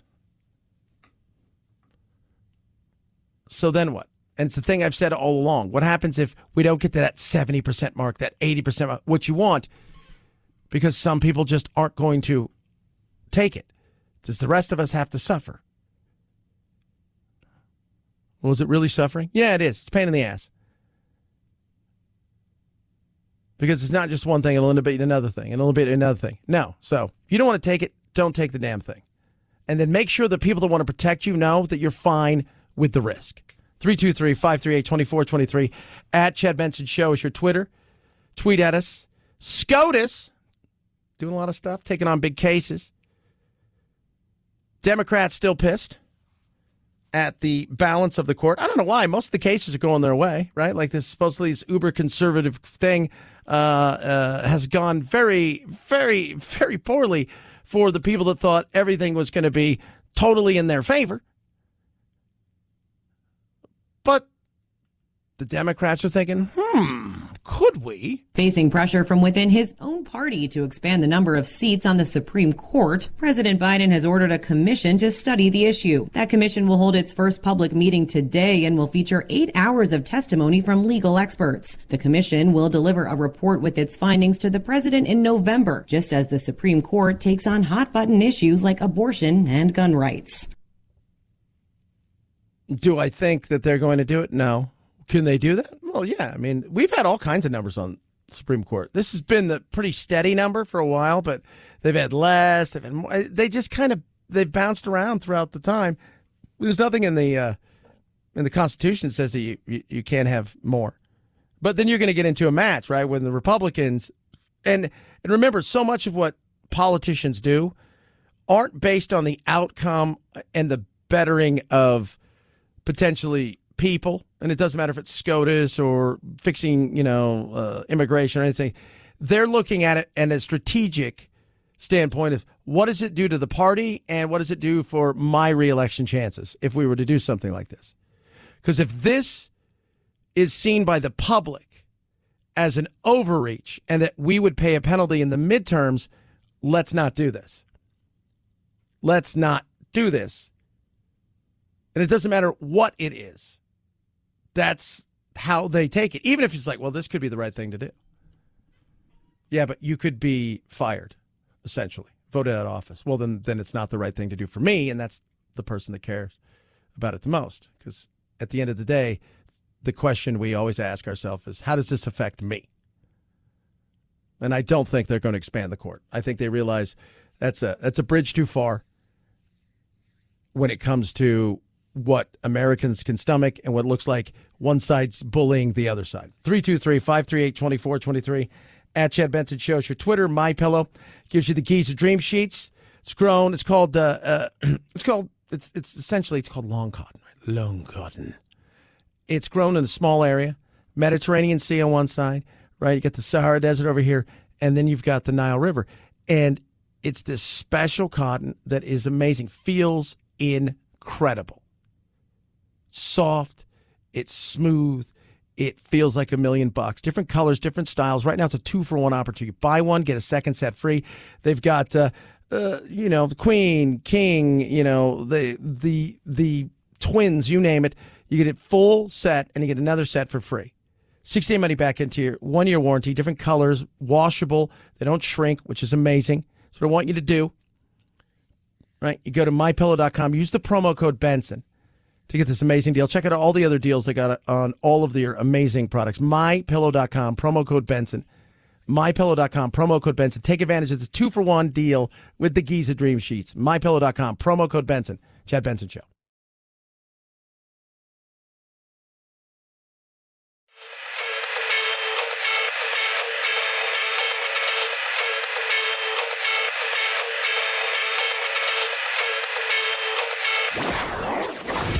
Don't let the Washington Beltway strangle you. This is where the exhausted majority comes to refuel, realign, and reevaluate. This is Chad Benson.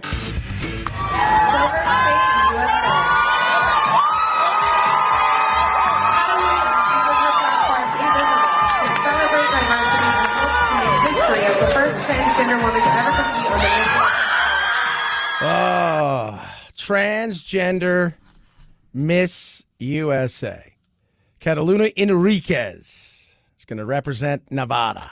Catalina Enriquez. She is from the Bay Area originally. She's been in Nevada, Las Vegas for the last a couple of years, I think she told me. And she had competed in trans pageants for years.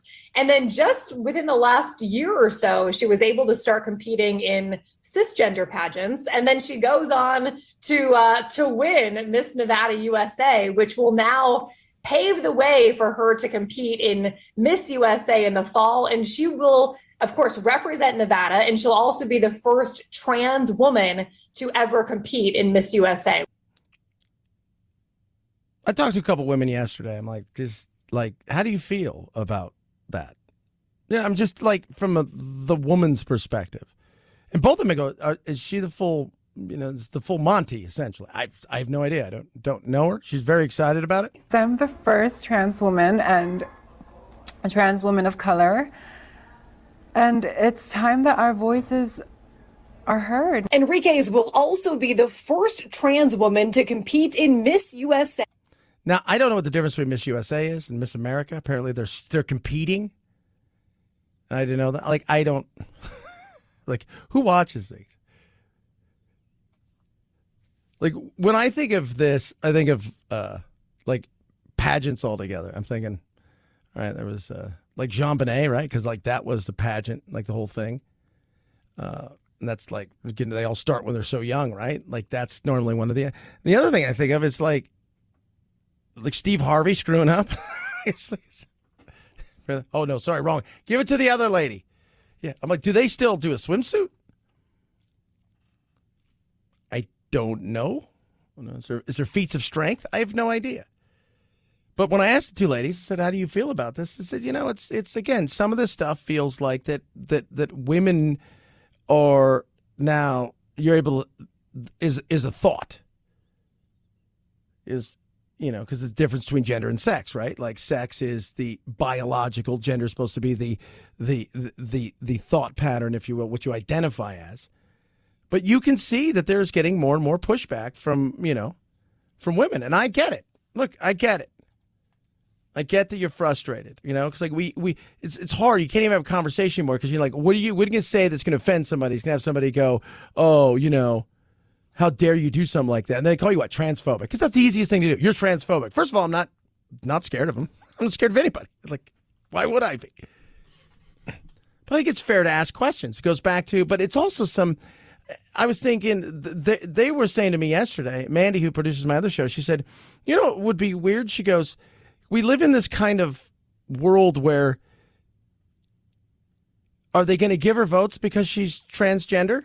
Is that going to take away from other people? And then people are like, well, how do you think they'll treat her? I said, I'm sure they'll treat her fine, but I'm sure they'll talk crap behind her back because they talk crap behind everybody's back. That's what they do. I've seen miscongeniality. I know how this works. So it's interesting, but that's where we are. I mean, like we're living in a world now where IKEA is producing gay couches. It's one of their things for Pride Month. Would you like a bisexual couch? I just want a couch I can sit on. That's all I'm looking for. I didn't know the couch had sexuality. I thought it was just a couch. No, they've got personalities. I said, what? Yeah, so they've got that now. But a bisexual couch. So it is not this month. They went Juneteenth, which did not go well, and now they have bisexual couches. IKEA is doing it up. I cannot wait to see what Breast Cancer and Prostate Awareness Month looks like for IKEA. 323-538-2423. At Chad Benson Show is your Twitter. Tweet at us, text the program. Should you weigh kids at school like tuna? Chad Benson Show.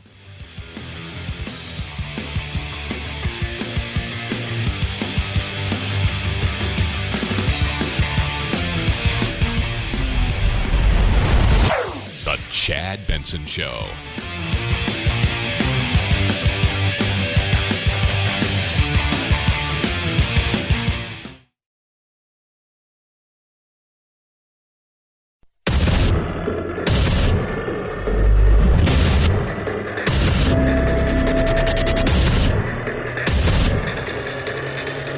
Independent thoughts, independent life.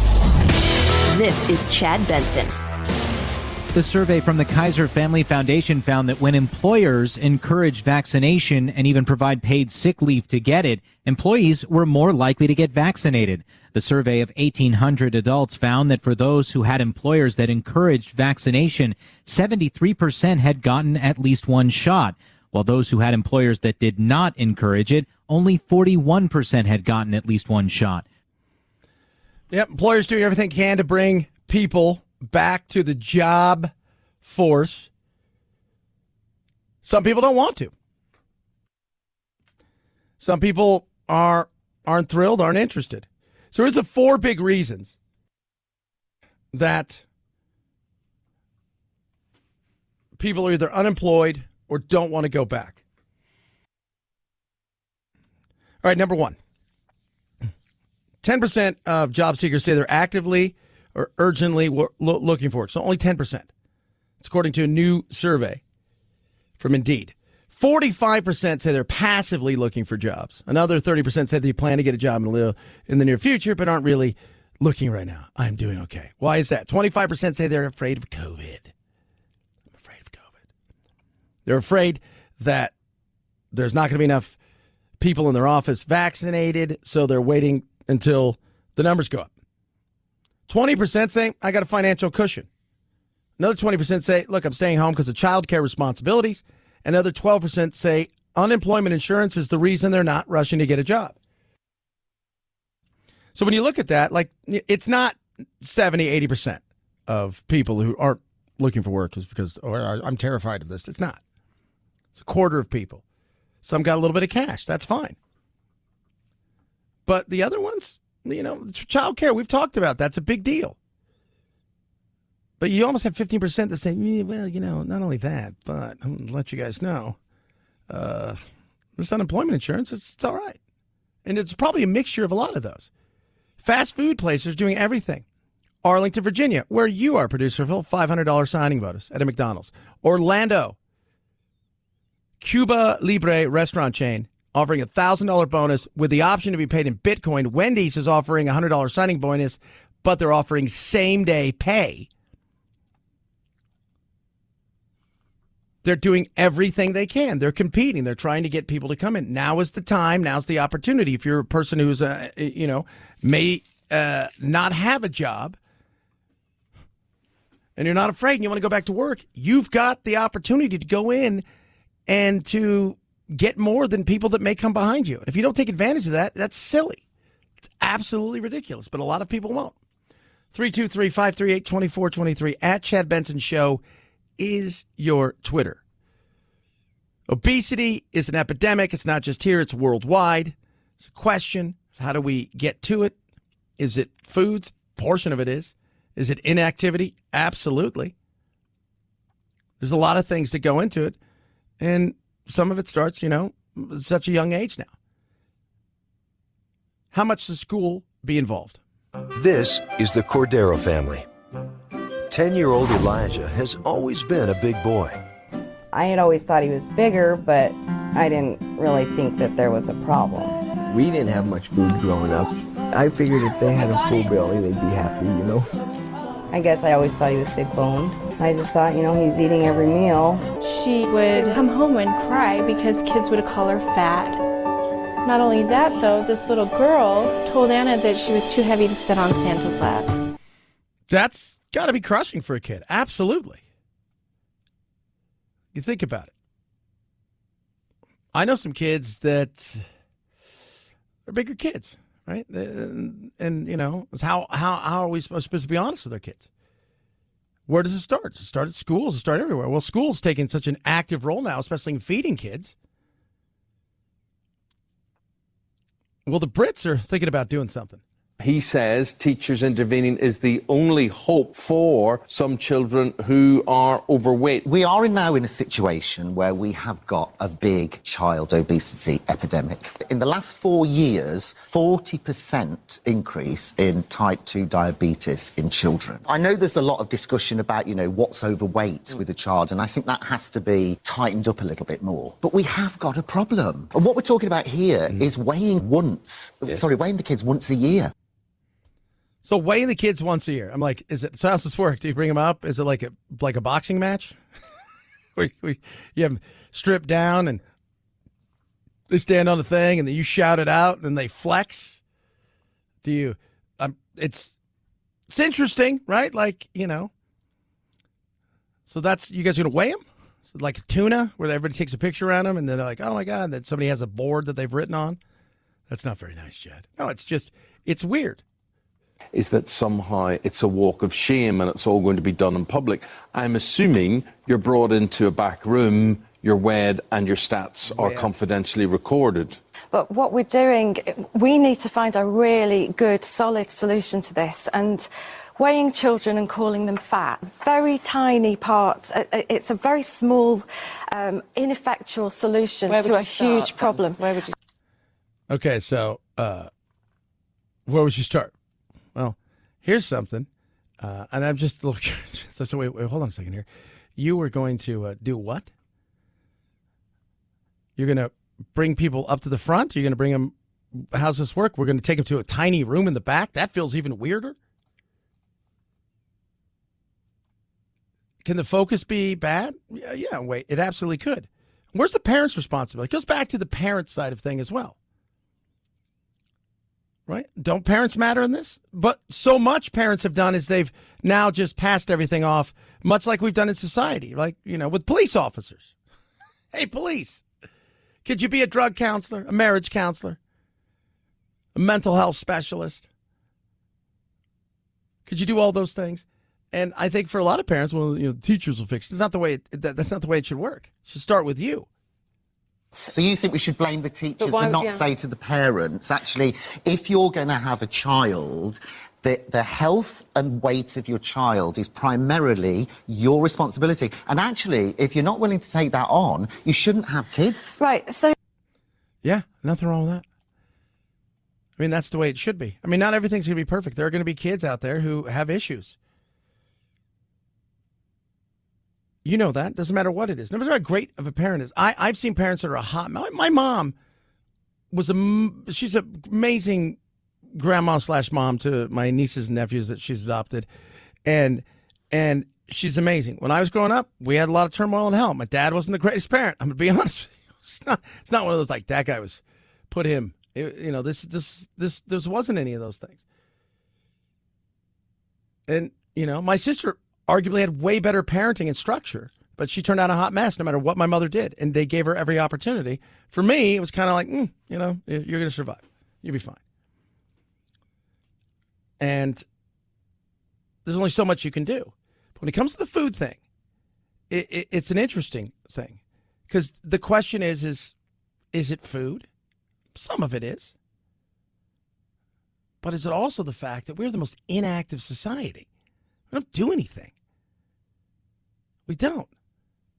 I mean, there are several kids who live on my street. I never see them outside playing. Now, this time of year, a little tougher. It's 105, 110 some days. But my son and my stepdaughter, but they're outside playing every chance they get. There's, and when we were younger too, and part of this is the fact that we just changed in culture. Like when we were younger, it was like go outside and play. You have to worry about the neighbors we're going to call CPS on you. You didn't have to worry about that. You're down at the park, you're playing. You weren't worried about the weirdo in the van stealing you. You weren't. Now it's like, I need to know where you are 24/7. Kids all meet up online. They don't go anywhere like they used to. And like going out and just playing for hours, it just doesn't happen anymore. We have to accept now obesity kills more than smoking in the UK. I think we forever soft soap the issue. We worry about feelings over facts. If this measure can help save life, I don't see there's a problem with it. Yeah. The doctor says you have to worry about feelings over facts. You know what? Absolutely true. Like there's a body positivity movement. We were talking earlier about Lindsey Vonn, right? And, people go and they criticize her because she posts pictures and people are like, oh, she's a fat ass. And I'm like, she needs a tent. I'm like, shut up. Like, that's the insanity. Like, Baby Rex, I think that's her name. I think she's stunning. And she's had a thing out where she's like, we need to normalize like 165 pounds. And like, she's beautiful. Like, that's like normal. She's healthy. She does her thing. We have this unrealistic expectation, I think, for both men and women nowadays for like looks and body. And at the same time, we're also telling everybody, well, you don't want to fat shame. You don't want to. No, it's like, Jillian Michaels was right. I mean, she didn't want to talk about it for a year, about Lizzo, but no, it's not healthy. Being 350 pounds is not healthy unless you're 8 feet tall. Then it would probably be healthy. Or you're some sort of bizarre fitness wrestling guru. Okay, I can see it's not. We're afraid. It's like everything else, whether it's race, whether it's dealing with serious issues when it comes to gender identity, or having any real conversations about stuff. We will not talk about it if feelings are going to get hurt, even if the facts say something different, and that we should have a conversation about it. Because once it gets hard, the one thing I know about most people is, no. Just tell me what I want to hear. Because it's going to make your life easier and my life easier. And that's sad. It is. It's a sad state. And when you're going out there and like even Jack, I said to him the other day, I said, I'm glad he's got skates and he's stoked because he gets to skate around. And I see, look, over the last year, my son lives in California. Going to the mailbox, they wanted you to wear a damn mask. If you went for a bike ride, they wanted you to wear a mask. They didn't want you out in pairs of two. Like that, I could see why people would put on some weight. I could see that. But this has been coming a long time, and I think it's a fair question to ask. Now, should we be weighing kids at school? No, but you do look at the parents and you say, well, what's going on? Because we live in a world where everybody's doing everything 24/7, nonstop. It's more convenient to feed them McDonald's than it is to make them a dinner. And in many cases, cheaper. And when you're living paycheck to paycheck, it's more important to feed than anything else. And that's understandable. But so much of it still could be about activities. You could eat 2,500 calories of crap and work out all day and still maintain a weight. But the difference is people eat 2,500 calories, 3,000 calories of crap, and they don't do anything. 323-538-2423 at Chad Benson Show is your Twitter. Tweet at us, text the program. Love hearing from you. Raycon, best earbuds around right now. Go to buyraycon.com/Chad. When you're there, you enter code SUMMER. So you're there. You're going to get an extra 5%. You're going to save 20% on the best earbuds around. 1 year warranty, meaning if they break for whatever reason, no questions asked, new ones. 45-day happiness guarantee. 6 different gel sizes for the tips to go in your ears so there's a perfect fit. The cases they come in are charging cases themselves. You charge them up, you can take them anywhere and charge up your earbuds. Sound quality, second to none. Seamless Bluetooth pairing. No wires, no stems. They are amazing, and you're going to be able to save big. Tons of colors to choose from. 45-day happiness guarantee. Buyraycon.com/Chad. Buyraycon.com/Chad. Get yours now. Buyraycon.com/Chad. Chad Benson Show.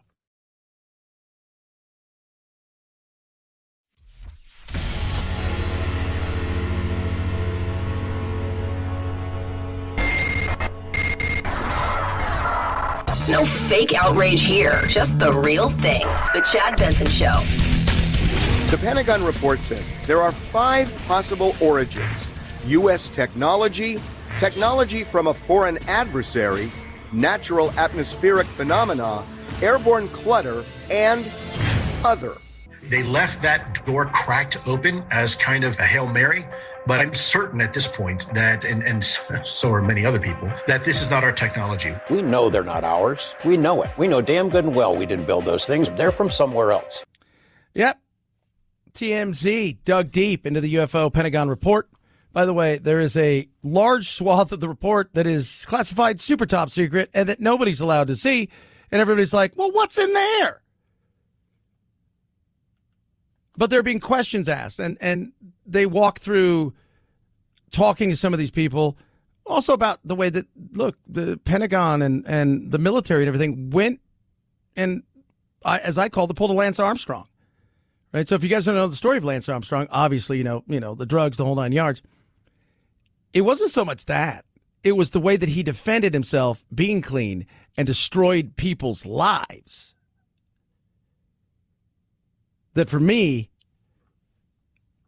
was insane. Same thing here with this. But people are coming forward more and more feeling like, hey, there's safety in numbers and we can talk about these things and describe the things we've seen. I would see them nearly every day when I was flying off the East Coast.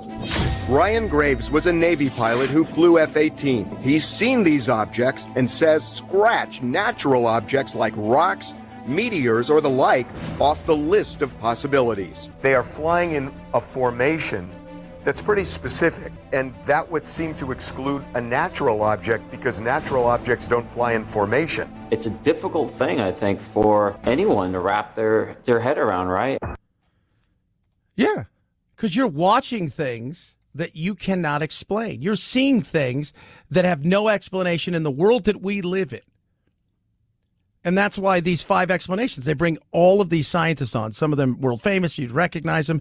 Others aren't. And they let's debunk some of these things and what they could be. You know, is this just space junk? Is this some of these things potentially our military? Well, that might be true. But are they China, Russia? No, they're not. They're not.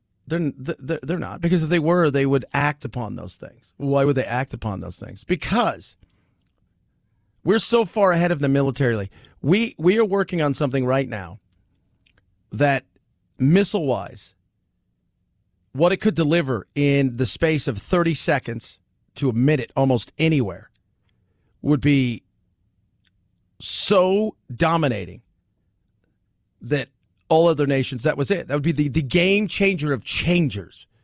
Potentially could be that. So if it's the Soviets or former Soviet Union, Russia, because let's be real, he's still trying to grab some of them. If it would be Russia, you think that they would just go about doing the things they're doing? No, they would take the chance, because it takes 30 minutes for them to even load a nuclear, let alone 30 seconds to a minute for something to be on its way towards and hammering. So who is it? What is it? The only thing left is other. It is something that falls outside of our current understanding. Some might say paranormal or supernatural. It's simply something beyond our current understanding. Everything in science is paranormal or supernatural until it becomes normal. What is other? I don't know. We don't know. Look, we might have vehicles from other star systems that are visiting Earth. We can't take that off the table. No. And some of the other things they talked about is, you know what? We're looking for them to arrive. They may have been here forever and a day. And they live in and out of our dimension, and they participate in life like normal. We don't know. But those are fair questions to ask again. And it's also potentially a military risk that we should look at, just in case it's not other, but other countries. You guys have a good day. We'll do it again tomorrow. Night, Jack. This is the Chad Benson Show.